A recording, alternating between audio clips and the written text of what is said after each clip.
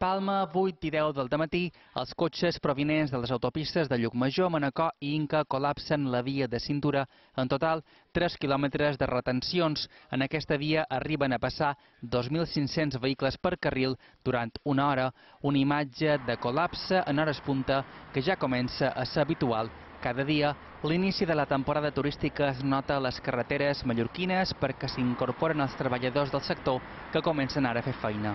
La via cintura sofreix un major col·lapse, no? Perquè aquesta gent que comença a treballar a la temporada turística ja entra dintre d'aquestes hores puntes que comentàvem a fer feina.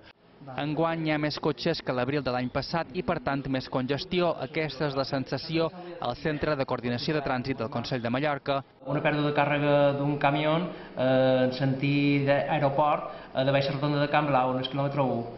No només hi ha problemes a les hores punta, també provoca retencions qualsevol incident sense importància com aquest, així com les tasques de desbrossament que s'han fet avui a l'autopista d'Andratx que veiem a la càmera de la DGT. La carretera esta que va desde Palma hasta Andratx, ahí es un caos.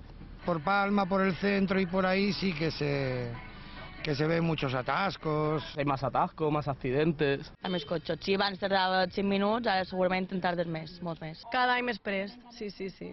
Per descongestionar les carreteres, el Consell de Mallorca construeix la via connectora que proporcionarà entrades alternatives a diferents barriades de Palma.